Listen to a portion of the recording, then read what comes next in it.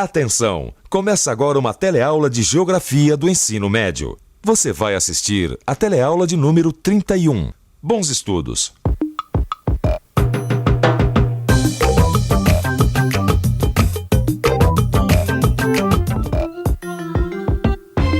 Isso aí que você está vendo é um texto em japonês. Um texto que, olha que incrível, está chegando do Japão neste exato minuto e sendo arquivado aí dentro do meu computador. Não é incrível o que é possível se fazer hoje em dia com as novas tecnologias da informação? Tecnologias que transformam o mundo em uma aldeia. Que transformam até o Japão, que está aqui do outro lado do mundo, em um novo vizinho. Esse processo de integração mundial é possível justamente por causa das novas tecnologias da informação, que é justamente o tema desta teleaula. Na teleaula de hoje, você vai ver como a nossa vida cotidiana é marcada pela nova tecnologia da informação. Vai ver também que o meio geográfico é dominado pela ciência, pela tecnologia e pela informação, que chega veloz, instantânea e simultaneamente nos vários lugares mundiais. E vai ver também que, embora esses avanços permitam a maior integração do espaço mundial, ainda há muitos homens, países e nações excluídos dos benefícios dessa integração.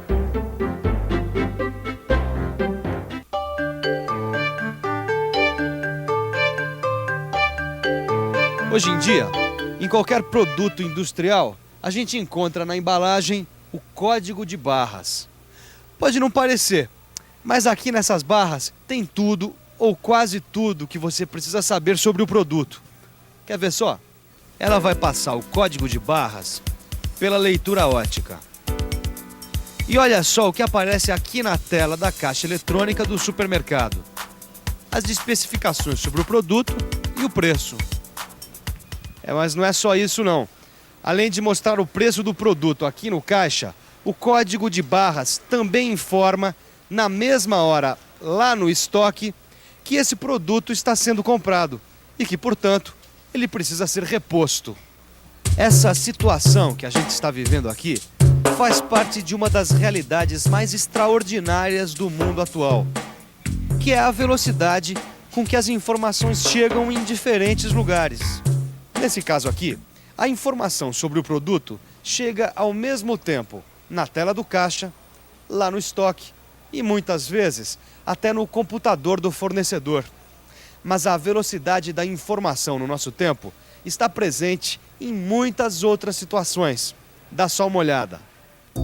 Paris, França. Caro Gualberto, você tinha toda a razão. Paris é mesmo ideal para minha pesquisa. Mas mudando de assunto, o que me impressiona hoje em dia é a velocidade com que as coisas acontecem. Um dia desses eu precisei de dinheiro. E com meu cartão do banco aí do Brasil, eu consegui tirar dinheiro aqui em Paris. Ô Vicente, sabe que até hoje me surpreende a velocidade da informação dos nossos tempos? É impressionante, né? Mas o que mais me impressiona nessa história é a informação simultânea, viu? Informação simultânea? Você não lembra das Olimpíadas de Atlanta? Ah, é. Então, os jogos não só tinham atletas de todo mundo, como também estavam sendo vistos pelo mundo todo. E isso ao mesmo tempo, ou seja, simultaneamente. E só foi possível porque esses aparelhos todos de TV estavam ligados numa rede técnica de telecomunicações, uma rede interligando o mundo via satélite. Além desses exemplos todos que você viu, a velocidade com que as informações circulam hoje em dia também está mexendo com o mundo dos negócios, o mundo das bolsas de valores.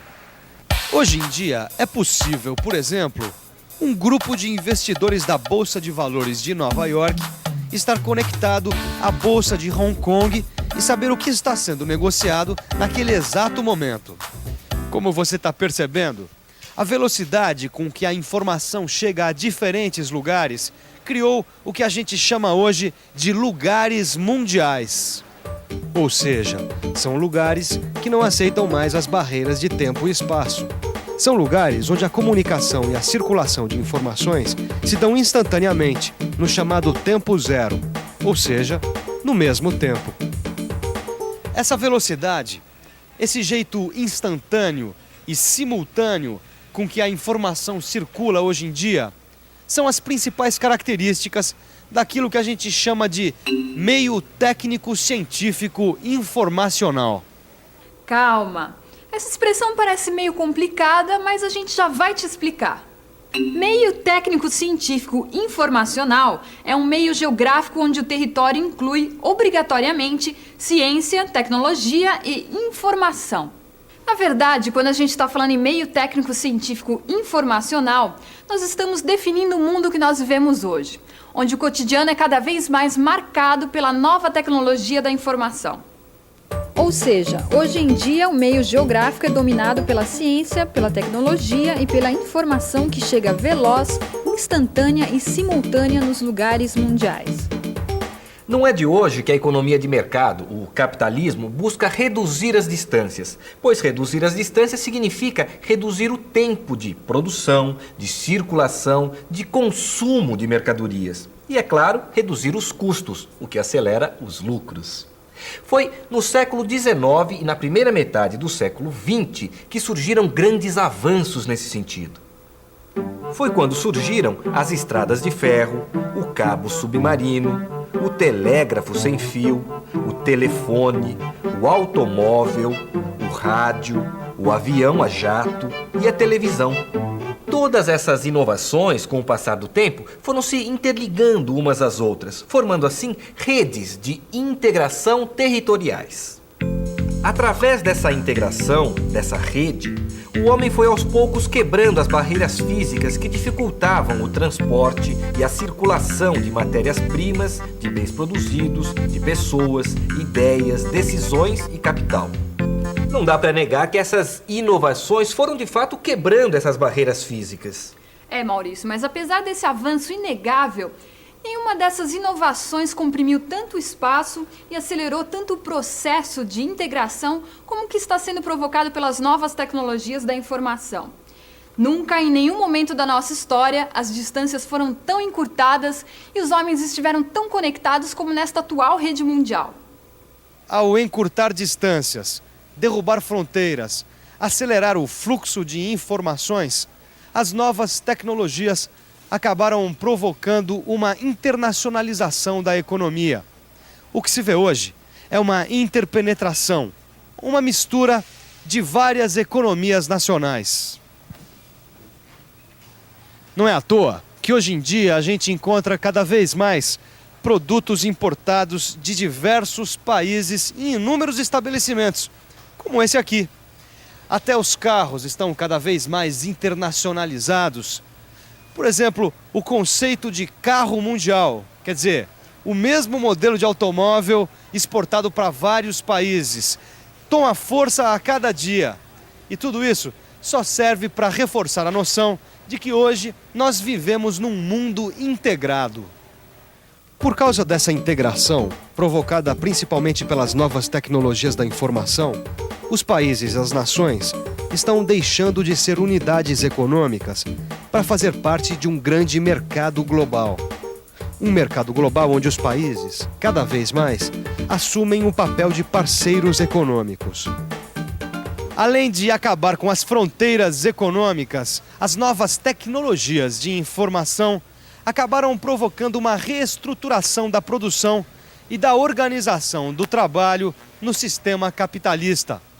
Ou seja, a nova realidade, trazida pela velocidade com que a informação circula, acabou modificando a maneira de se produzir. Não deu para entender direito? Então vamos ver isso de perto.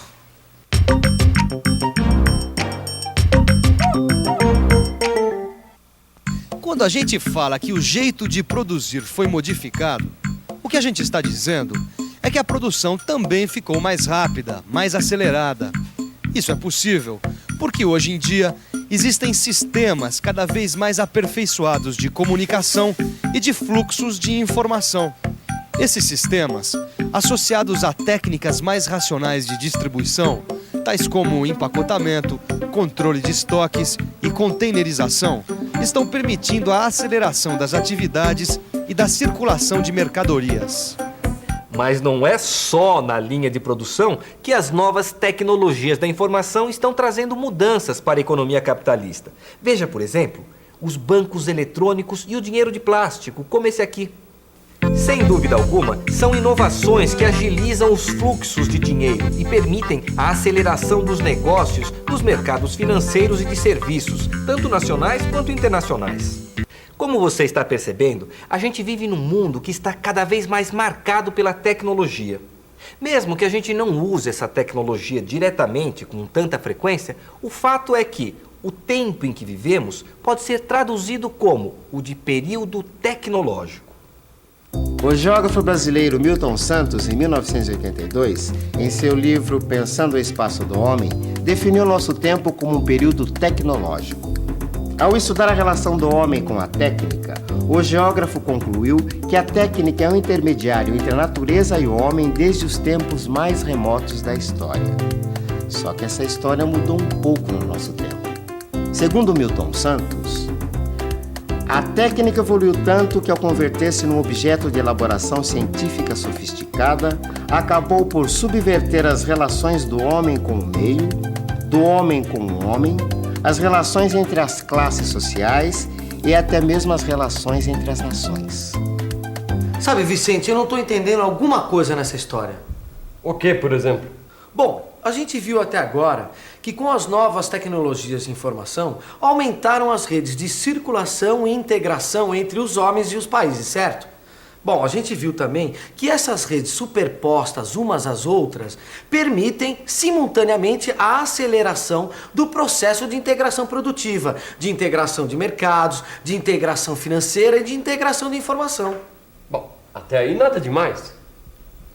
Mas é daí que vem a minha dúvida. Diante de tanta integração mundial, por que tem tanta gente excluída desse processo? É estranho mesmo o que acontece, porque apesar da grande integração que as novas tecnologias proporcionam, elas também, por outro lado, ao mesmo tempo e perversamente, provocam um processo de não integração, onde muitas pessoas nem sequer chegam perto das novas tecnologias, ou pelo menos não usufruem de suas vantagens. O senhor já usou um computador? Não. Eu vi ele na loja, mas que nunca usei, não. Nunca usei o computador, não. Você gostaria de usar? Gostaria. Bom, vontade eu tenho, né? Mas nunca usei, não. Quem que não gostaria? Como você viu, aqui mesmo no Brasil, tem muita gente que nem sequer chegou perto dessas novas tecnologias de informação. Ou seja, são pessoas que estão excluídas dessa integração mundial. Mas há casos ainda piores do que o nosso, como em algumas nações africanas, por exemplo, que são totalmente excluídas das vantagens propiciadas pela alta tecnologia da informática. Mas essa situação de exclusão não é uma característica só dos países do terceiro mundo. Nos países ricos, os países do chamado primeiro mundo, também existem milhões de trabalhadores que estão sendo excluídos dos benefícios dessa nova realidade mundial. Uma realidade que integra homens e países. Ou então ocorre a situação em que máquinas inteligentes estão substituindo trabalhadores de escritórios e operários, que a cada dia engrossam as filas de desempregados, como ocorre na Europa. Concluindo, essas novas tecnologias de informação trouxeram, de fato, avanços que acabaram por integrar povos e países e também ajudaram a agilizar negócios e produção. Mas, por outro lado, essa nova rede de integração está deixando muita gente e muitos países de fora. Está criando uma realidade que separa ainda mais os países ricos dos países pobres. Mas chega por hoje. Antes de terminar, vamos revisar o que a gente aprendeu. E atenção, se liga aí que é hora da revisão. Na teleaula de hoje, você viu como a nossa vida cotidiana é marcada pela nova tecnologia da informação. Você viu também que o meio geográfico é dominado pela ciência, pela tecnologia e pela informação que chega veloz, instantânea e simultaneamente nos vários lugares mundiais.